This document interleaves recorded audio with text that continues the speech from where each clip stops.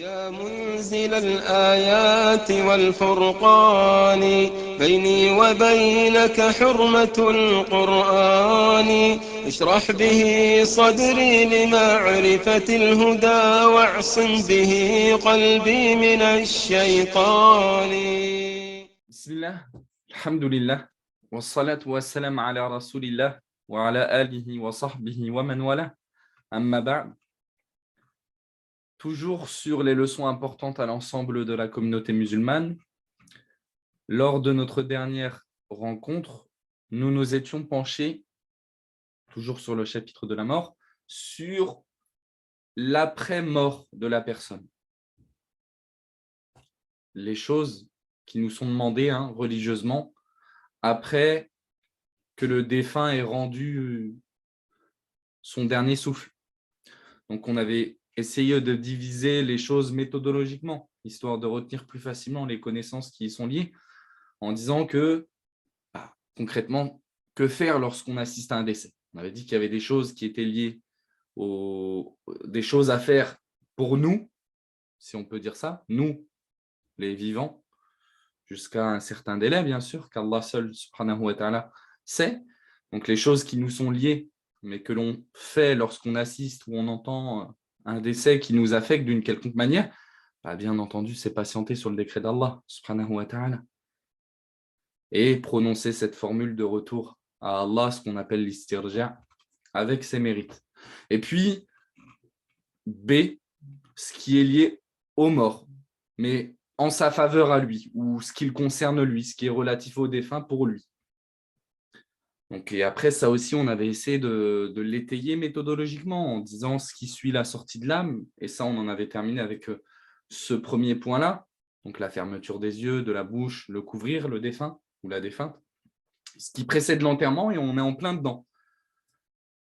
On avait vu qu'il sera question de la toilette mortuaire, cette fameuse toilette mortuaire, ce qu'on appelle le tarsil, le rousl, un des 5 endroits où il est demandé obligatoirement de faire les grandes ablutions, c'est al-maut, la mort.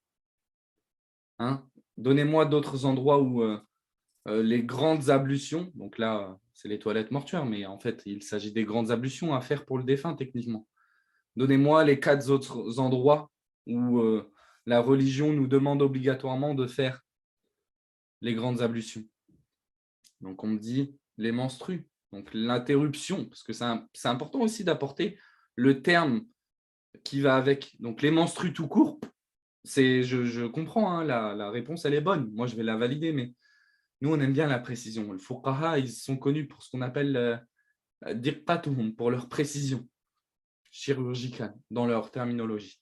Donc, l'interruption des menstrues et des lochis, puisque l'affaire pour les lochis est la même que pour les menstrues. Les lochis étant les saignements post-accouchement. Donc, première situation, première des 4, en dehors de celui que l'on a mentionné.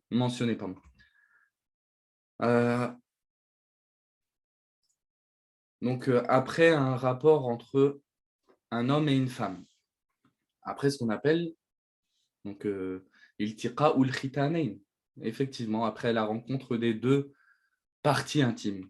Et la rencontre des 2 parties intimes, pour être plus précis, c'est la pénétration. C'est la pénétration. Ce n'est pas seulement la rencontre, c'est-à-dire le fait qu'ils se touchent. Donc le jour du vendredi, après, oui, bon, ça reviendra à cette divergence entre les savants. Est-ce qu'il est obligatoire les grandes ablutions du jour du vendredi ou non? On va le mettre de côté, celui-ci. Quand on se convertit à l'islam, oui, totalement. Il est demandé à la personne qui se convertit à l'islam de faire ses grandes ablutions, avec quelques détails comme d'habitude. Après avoir fait un rêve donc érotique, avec du sorti de liquide spermatique, oui, donc c'est nuzulul mani, c'est l'éjaculation, même sans rapport charnel. Parce que quelqu'un, il pourrait dire, donc si on les rementionne dans l'ordre, même si on est un petit peu dans un sujet qui n'est pas le nôtre, mais c'est toujours bien de réviser ces bases-là. Là, on parle de base, ce n'est pas des connaissances d'imam, c'est des connaissances de musulmans lambda. Donc, les mujibat el rousl, les choses qui imposent obligatoirement des grandes ablutions, il y en a 5 si on met de côté le jour du vendredi, pour celui qui compte assister à la prière du vendredi. Donc, nuzulul mani, l'éjaculation, avec des détails. La rencontre des 2 parties intimes, c'est-à-dire la pénétration. Pourquoi on le mentionne alors que s'il y a pénétration, peut-être quelqu'un pourrait se dire s'il y a pénétration, il y aura forcément éjaculation. Non, pas forcément. C'est pour ça que les savants ils auront tendance à dire iltiqa'ul khitanayn wa law lam yunzil. La rencontre des 2 parties intimes, c'est-à-dire la pénétration, même s'il n'y a pas eu éjaculation. Donc il y a une nuance entre les deux. Troisièmement, la reconversion à l'islam ou conversion à l'islam. Quatrièmement, la mort, et c'est ce dont il était question ici par la toilette mortuaire, le fait que l'on accomplisse les grandes ablutions à une personne qui décède, musulmane. Et puis, cinquièmement, l'interruption des menstrués et des logis. Voilà tout. Donc, la toilette mortuaire, c'est ce qui rentre dans la deuxième catégorie des choses relatives à un décès et qui sont liées aux morts. Donc, ceux qui suivent la sortie de l'âme, et là, ce qui précède l'enterrement. La toilette mortuaire, on en a parlé, on a parlé du comment. On y reviendra rapidement aujourd'hui en parlant de qui est apte à laver ou non. L'enveloppement dans le linceul, pardon. On m'a beaucoup repris sur ma prononciation du mot linceul. J'ai tendance à dire linceul, mais c'est linceul. C'est toujours bien de pouvoir se corriger dans la langue française aussi, c'est important. La prière mortuaire et l'enterrement. Et ça, ce sont les choses que l'on verra la semaine prochaine, Inch'Allah. Qui sait, on essaiera de prendre la prière mortuaire, l'enterrement, si possible de terminer. On verra avec notre frère Abdelkader et avec vous de manière générale. Soit en un cours, soit en 2 cours, on terminera, on verra. On parlera des questions relatives aux grandes ablutions à la fin du cours dans l'espace questions-réponses, histoire de ne pas trop s'éterniser sur ça. Donc, on continue. Le comment de la toilette mortuaire, on s'est contenté de la lire en renvoyant à un point très important ou en appuyant sur un point important, à savoir l'importance de la pratique. Allez pratiquer cela. Et on va aujourd'hui mentionner un hadith qui traite de l'importance de la toilette mortuaire, de celui qui accomplit la toilette mortuaire à quelqu'un et des autres actes relatifs au décès d'une personne. L'auteur, rahimahullah, il nous dit Khamisan, 5e point, takfinul mayit, ce qui suit la toilette mortuaire, takfinul mayit, envelopper le défunt dans un linceul. Et il nous dit, je vais me contenter de la partie française, histoire d'aller plus vite, le meilleur est que l'homme soit mis dans un linceul composé de 3 vêtements blancs sans manches ni capuche, comme il a été fait au prophète sallallahu alayhi wa sallam. Et si on le met dans un linceul composé d'une tunique, d'un pagne et d'un grand drap, il n'y a pas de mal. La femme, quant à elle, doit être mise dans un linceul fait de 5 parties. Une cape, donc un dira, un voile, un khimar, un pagne, un izar, et 2 grands draps loufatain. L'enfant, quant à lui, est mis dans un linceul composé d'un seul à 3 vêtements. La fillette est mise dans un linceul composé d'une tunique et de 2 grands draps. De 2 draps. Mais le minimum obligatoire, parce qu'il était question ici de dire le meilleur pour toutes ces catégories-là, mais le minimum obligatoire pour chacun des 2 sexes, quel que soit son âge, quelle que soit la personne, c'est de le recouvrir dans son ensemble, au moins une fois. Donc, al-wajib, ça c'est une leçon importante, l'obligatoire, la quantité minimale obligatoire dans le linceul, dans l'enveloppement de nos morts, c'est le recouvrir par une couche totalement.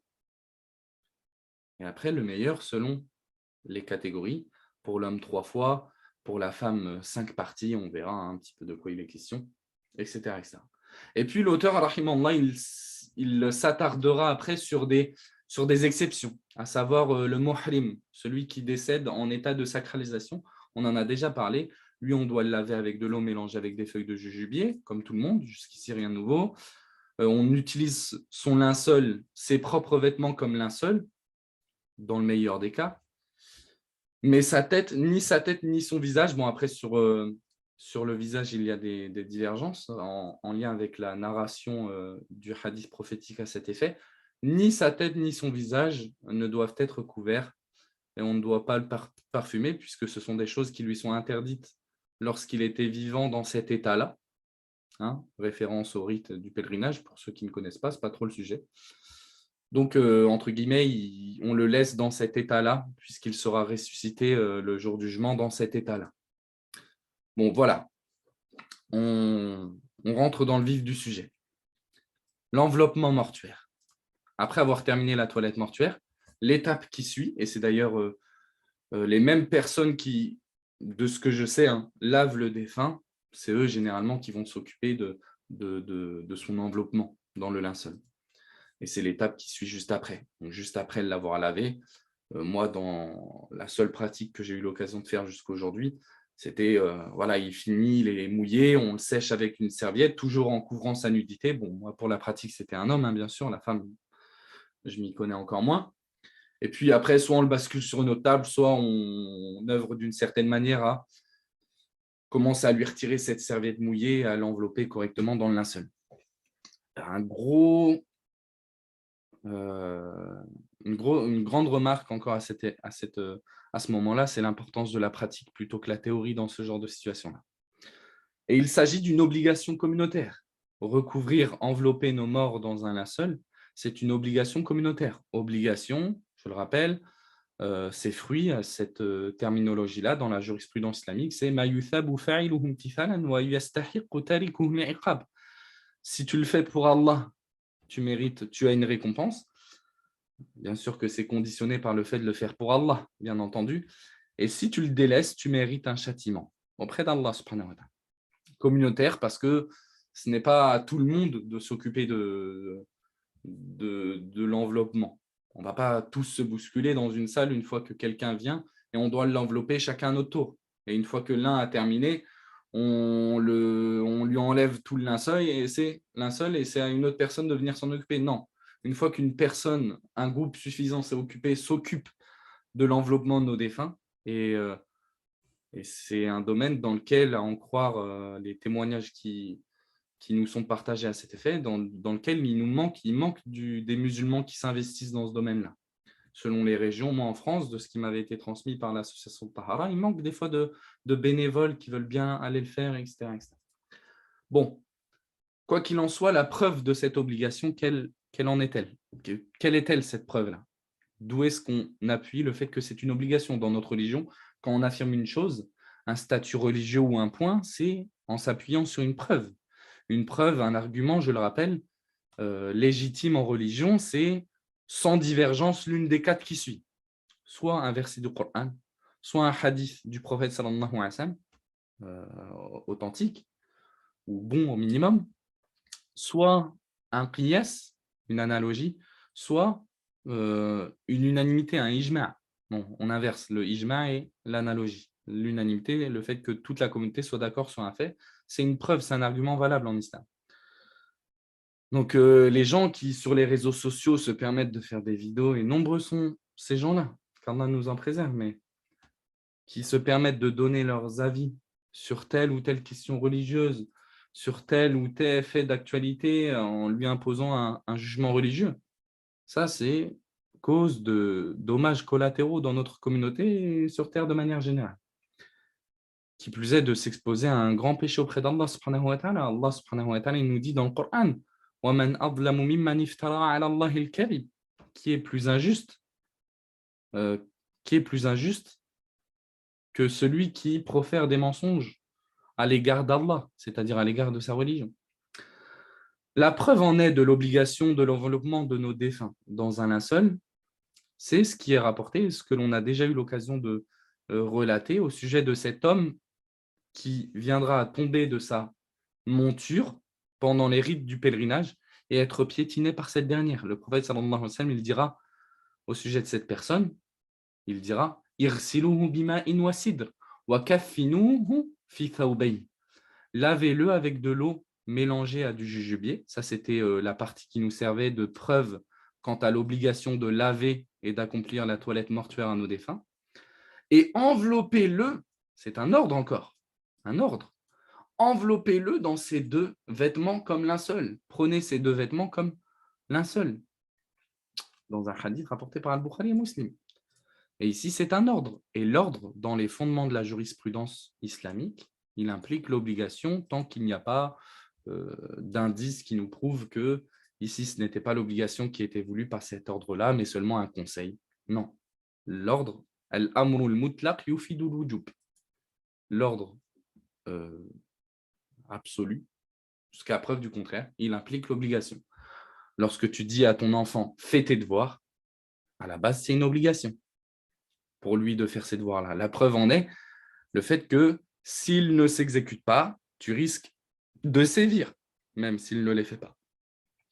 Et la preuve en est aussi cette parole du prophète sallallahu alayhi wa sallam dans laquelle il dira au sujet du siwak « Laoula an ashukka ala ummati la amartum bis siwak inda kulli salah » Le prophète sallallahu alayhi wa sallam, dans un hadith, il dira « Si ce n'est le fait que je ne veux pas être dur envers ma communauté, je leur aurais ordonné le siwak, l'utilisation de ce bâton d'arak, avant chaque prière. » Donc on voit ici que le prophète sallallahu alayhi wa sallam, il nous dit « Je leur aurais ordonné cette pratique-là, mais je leur aurais bien ordonné cette pratique-là, mais en leur ordonnant, j'ai peur de leur rendre compliquer les choses. » Et leur rendre compliquer les choses, c'est entre guillemets, non, c'est même pas entre guillemets, c'est concrètement venir instaurer une obligation, puisque c'est ça qui est techniquement obligatoire.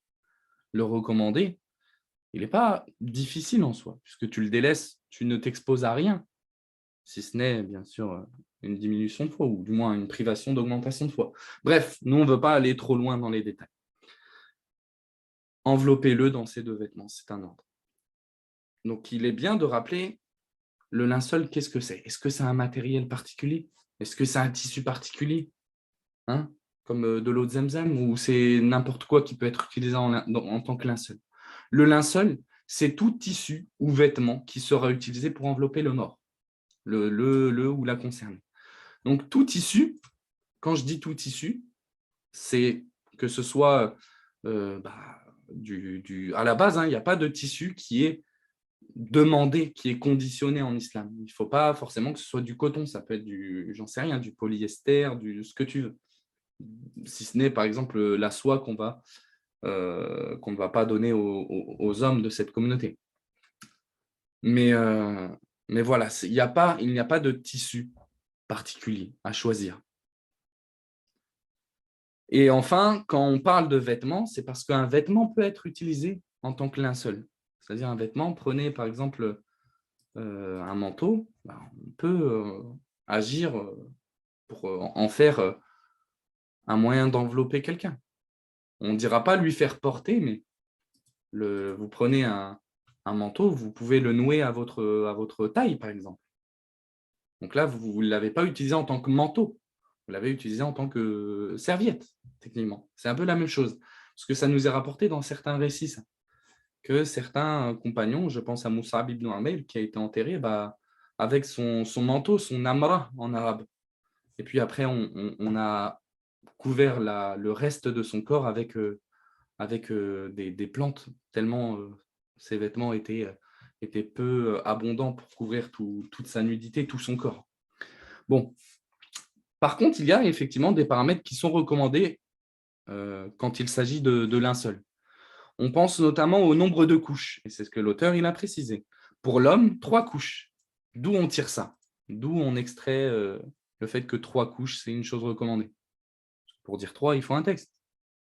Pourquoi 3 et pas 4, et pas 5, et pas 6, et pas 7? Comme ces gens qui viennent vous imposer des choses, ouais, fais ça tant de fois, tant. Où elle est la preuve?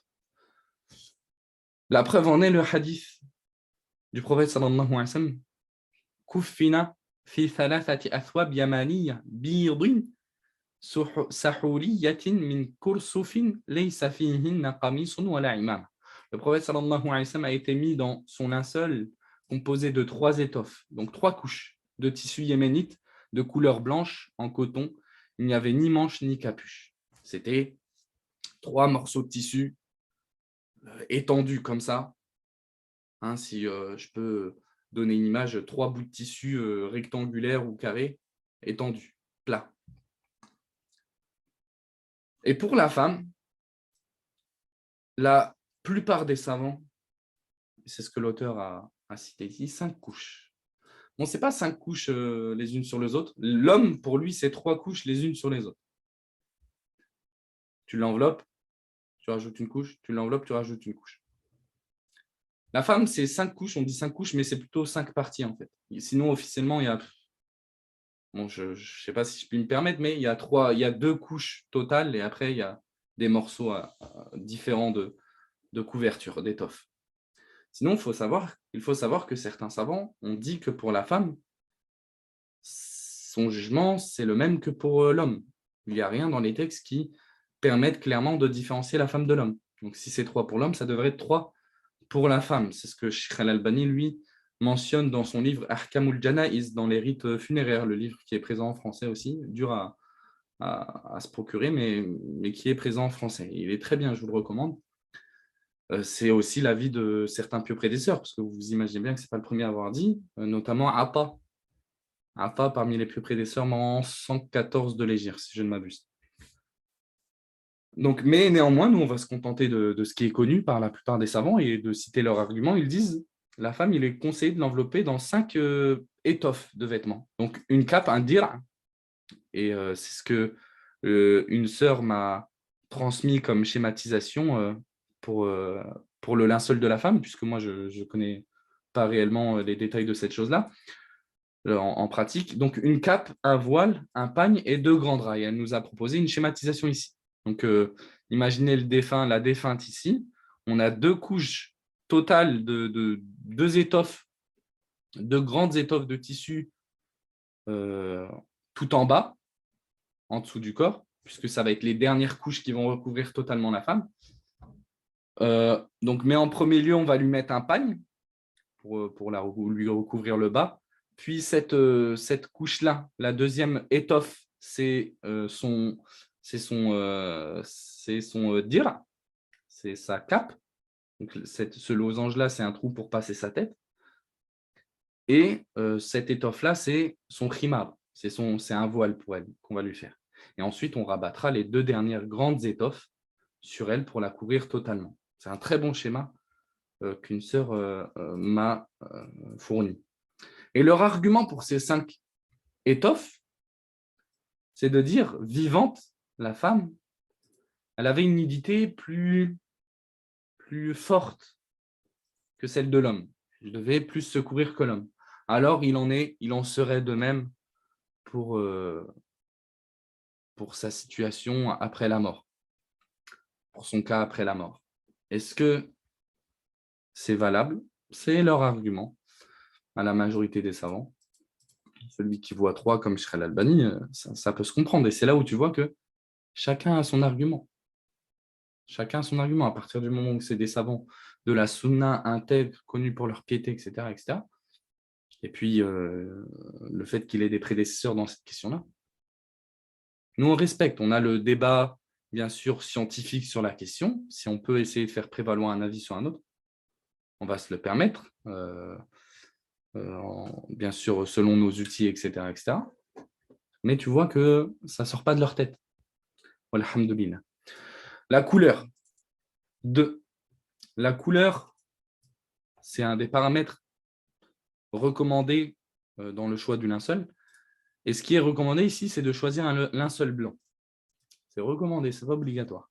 Si tu n'as pas ça, imaginons que tu n'aies pas accès à ça, alors tu le recouvres et puis c'est tout.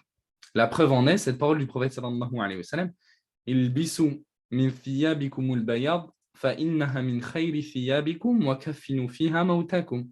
Portez de vos vêtements ce qui est blanc, car ils en sont les meilleurs. Ils sont vos meilleurs vêtements. Et enveloppez vos morts dans ces derniers, dans des vêtements blancs. Et enfin, bon, il y en a d'autres, hein, mais je me suis contenté de 3 recommandations liées au linceul. Parfumer le linceul. Le prophète sallallahu alayhi wa sallam, il dira lorsque vous parfumez le défunt, parfumez-le 3 fois. Ils disent que c'est une référence à son linceul, même si bien sûr le défunt lui aussi est parfumé. On se rappellera de ce hadith dans lequel le prophète sallallahu alayhi wa sallam, il ordonne aux femmes qui s'occupent de la toilette mortuaire de sa fille Zainab, يغسلنها ثلاثا أو خمسا أو سبعا. Mais dans un autre hadith, il leur dira ibda'na. Non, c'est pas ce hadith-là. C'est pas ce hadith-là. Mais dans d'autres textes, on a l'indication de parfumer le mort aussi, son corps, pas son vêtement forcément. Que ce soit un homme ou une femme ici. Donc, dans la pratique, soit ils mettent du spray sur le vêtement, sur les étoffes de linceul, soit j'avais eu l'occasion de voir, il me semble, et les gens dont c'est le domaine me reprendront, des copeaux, je crois, c'était des copeaux de musc solides, je crois, ou de pétales solides, mais odorantes. Donc, vous me rectifierez là-dessus. L'auteur, rahimahullah, nous dit ensuite Sadisan ahaqqun nasi bi ghuslihi was-salati alayhi wa dafnihi. Nous dit la personne, sixièmement, la plus en droit de laver le mort, de prier sur lui et de l'enterrer. Donc l'auteur décide de revenir à des détails relatifs à la toilette mortuaire en estimant que certaines choses vont être liées à la toilette mortuaire. Donc là, en l'occurrence, la prière, avant d'aborder le sujet de la prière, et l'enterrement, puisque ces notions-là, elles seront valables pour toutes ces étapes de l'enterrement, de la préparation du mort.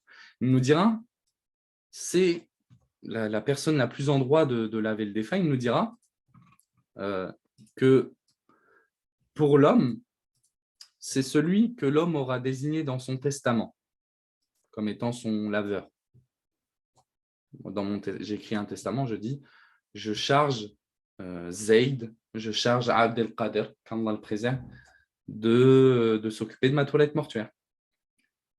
Pourtant, il n'est pas mon père, il n'est pas mon frère de sang, si ce n'est mon frère en Allah, subhanahu wa ta'ala, bien entendu. Il n'est pas mon fils, pas mon oncle, pas mon neveu, etc., etc. Mais pourtant, ici, vu que je l'ai désigné comme tel, il sera mis en avant. Il sera mis en avant, même avant mon père, etc., etc. Bon. En imaginant mon père musulman, qu'Allah le guide. Puis son père, donc après la personne que éventuellement on aurait pu désigner, ce sera le père qui sera le plus en droit de le faire. Donc si il n'y a personne qui a été mentionné dans le testament, on se dirige vers le père, puis le grand-père, puis les proches héritiers pour les hommes, dans l'ordre. Il faut savoir qu'ici, c'est en fait, on revient dans le cas standard vers ces personnes-là. Non pas, il ne faut pas comprendre qu'il est obligatoire à ces personnes-là de se charger de cela. Ils peuvent totalement, même s'ils connaissent le comment de la toilette mortuaire, dire moi, je vais être trop affecté sentimentalement par ça, je cède ma place. Mais à la base, c'est vrai qu'on encourage les gens à apprendre ces sujets-là pour être les plus à même de s'occuper des membres de leur famille. Pour la femme, ça sera celle qu'elle aura commandée dans son testament, puis sa mère, puis sa grand-mère, puis la plus proche des femmes, la plus proche de ses proches femmes. Et il appartient aux époux de se laver l'un l'autre. Le véridique Abu Bakr a été lavé par sa femme, Asma bint Umays, et Ali a lavé sa femme, Fatima, qu'Allah les agrée. Fin de citation de l'auteur. Donc, qui est le plus en droit de laver le ou la défunte? Avant même de parler du plus en droit de le faire, on va parler de celui qui a le droit de le faire. Celui qui a le droit de le faire, avant même de parler de priorité sur un tel ou un tel, celui qui a le droit de se mettre en avant pour le faire, c'est dans un premier temps le musulman selon l'avis le plus juste, car la toilette mortuaire est une adoration. Et l'adoration n'est valable que d'un musulman. وَمَا مَنَعَهُمْ أَن تُقْبَلَ مِنْهُمْ نَفَقَاتُهُمْ illa annahum kafaru billahi wa rasuli.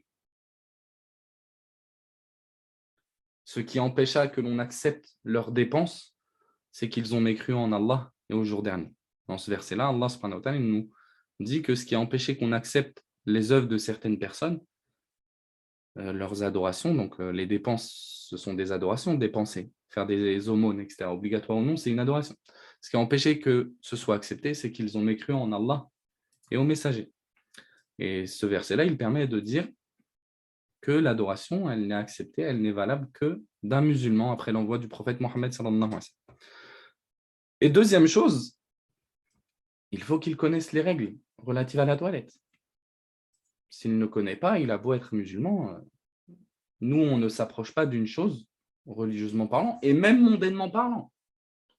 N'entreprends pas une chose, si ce n'est que tu en connais les règles, les détails, le comment effectuer cette chose-là. Sinon, tu risques de faire des dégâts, des dommages collatéraux. Et on le voit dans la pratique. Est-ce que c'est imaginable que quelqu'un commence à opérer des gens si ce n'est qu'il ait appris les règles relatives à la médecine, à la chirurgie, etc. etc.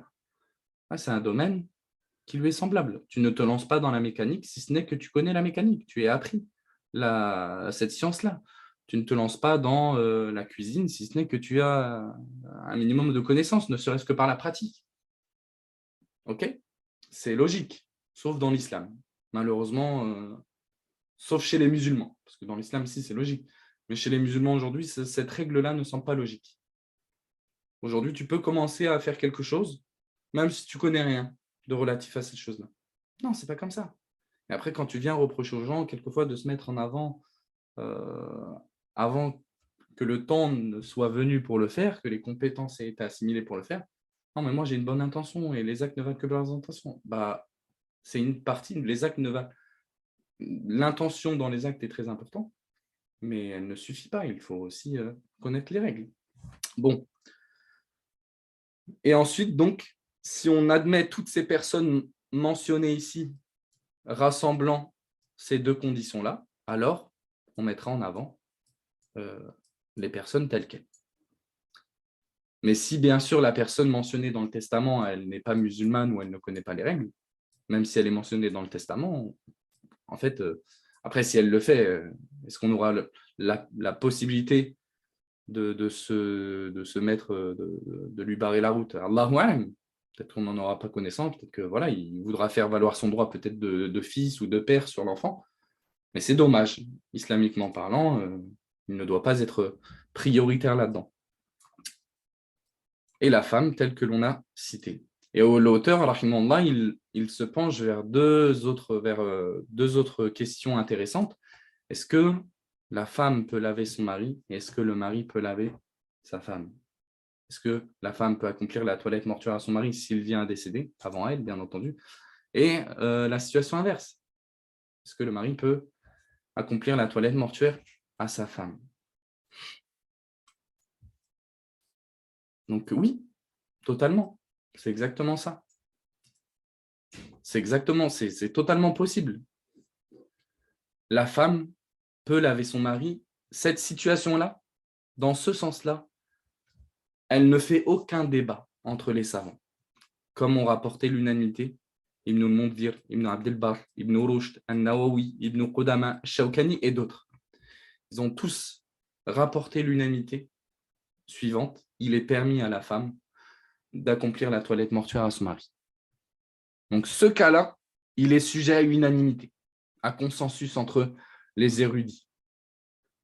Et puis, il est justifié par des preuves en plus. Parmi les preuves, Asma bint Umays a lavé son mari Abu Bakr. Mais vous me direz normalement, si vous êtes réveillé et si vous êtes attentif, mais Asma bint Umays, elle a lavé son mari Abu Bakr. Mais Asma bint Umays, c'est une compagne, féminin de compagnon du prophète sallallahu alayhi wa sallam. Ce n'est pas le prophète sallallahu alayhi wa sallam. Donc pourquoi tu l'utilises comme argument islam?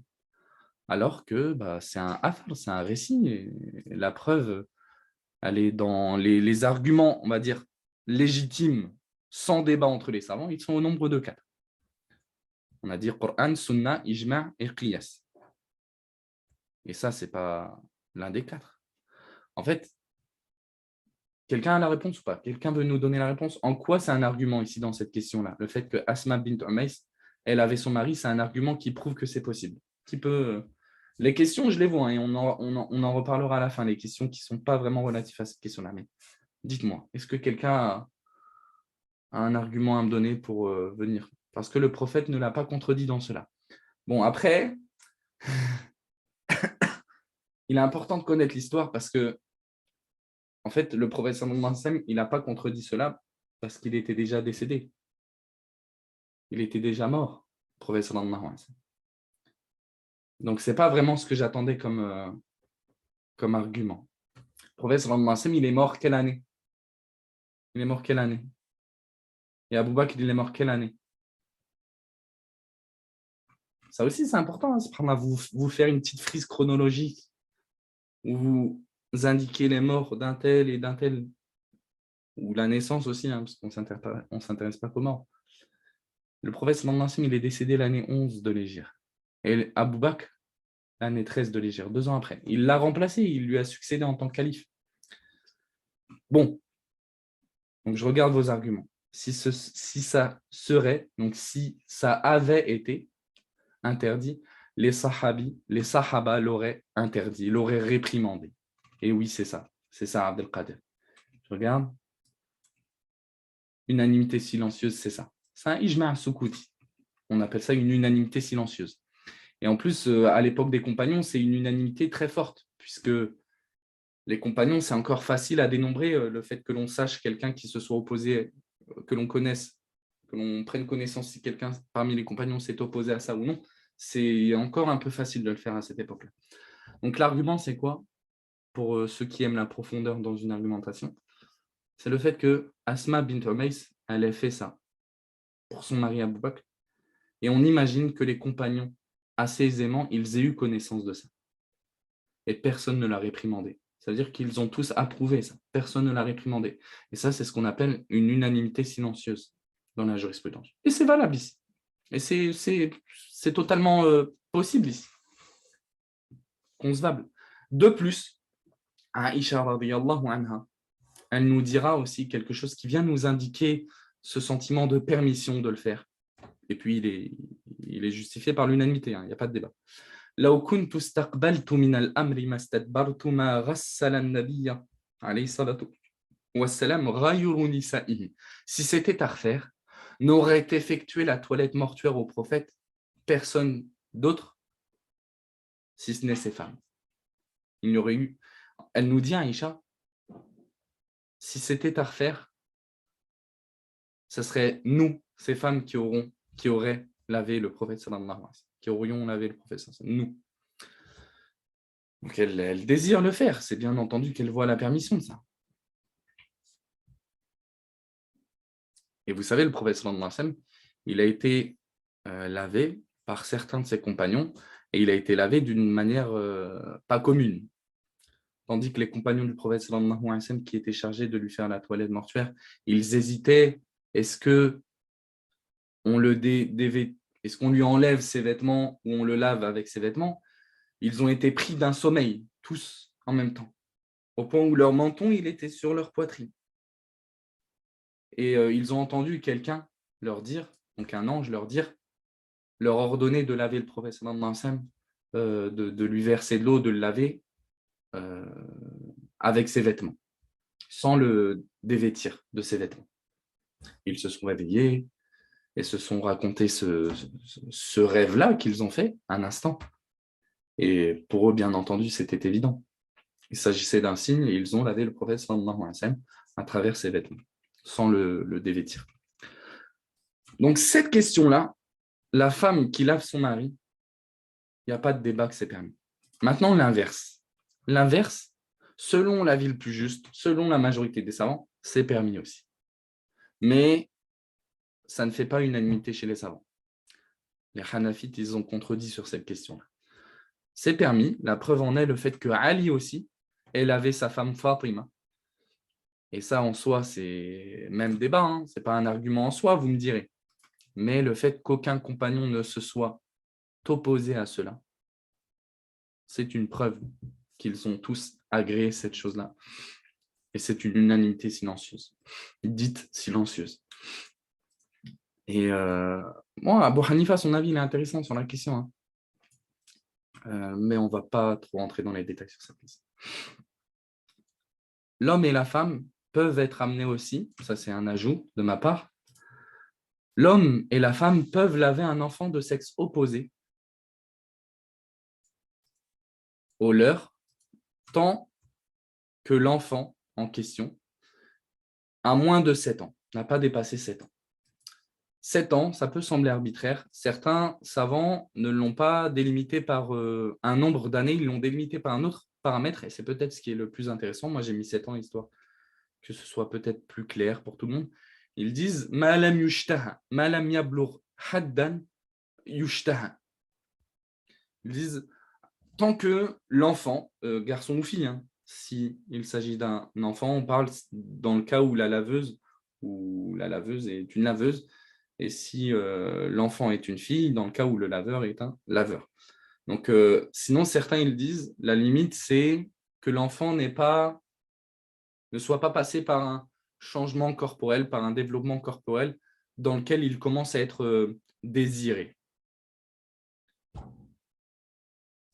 La femme peut laver un mahram, deuxième ajout que je vous ai présenté ci-contre. La femme peut laver un mahram, un de ses maharim. Je le rappelle, un mahram, c'est tout homme de sa famille qui lui est interdit éternellement au mariage.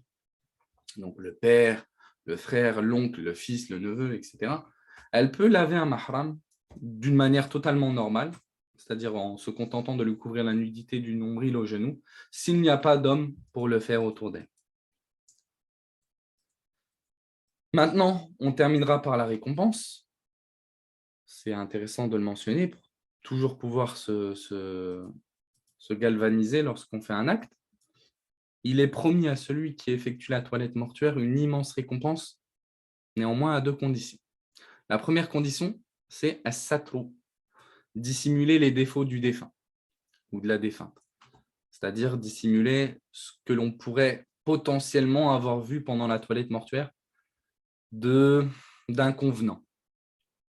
On a vu une situation de son apparence pas agréable, des écoulements qui ont émané de lui, pas agréable, toute chose qui pourrait ternir son image, le musulman se doit de le dissimuler. On rappellera la parole du prophète sallallahu alayhi wa sallam qui est valable à cet effet, bien entendu encore. Man satara musliman satarahu Allah. Celui qui dissimule un musulman, Allah le dissimulera ses défauts. Bien sûr, on parle de dissimuler les choses d'un défunt en sachant que c'est tel défunt. Si un laveur il a l'habitude de laver plein de défunts et qu'il en vient dans une conférence ou une prise de parole pour exhorter à citer quelques défauts, quelques inconvenances auxquelles il doit faire face pendant des toilettes mortuaires, histoire d'exhorter les gens, de les rappeler à Allah. Il y a toujours moyen hein, dans ce genre de contexte, vous me le direz vous-même, sans que l'on ne sache de qui il est question, alors il n'y a pas de problème. Le problème, c'est vraiment dire « ouais, j'ai vu de tels défunts, ceci ». Ou alors, tu as lavé une seule personne, c'est connu que tu n'as lavé que cette personne, et tu commences à dire des problèmes que tu as vus. Bien sûr que là, il est question de dévoiler cette personne. Et enfin, effectuer avec sincérité, bien sûr, cette chose-là.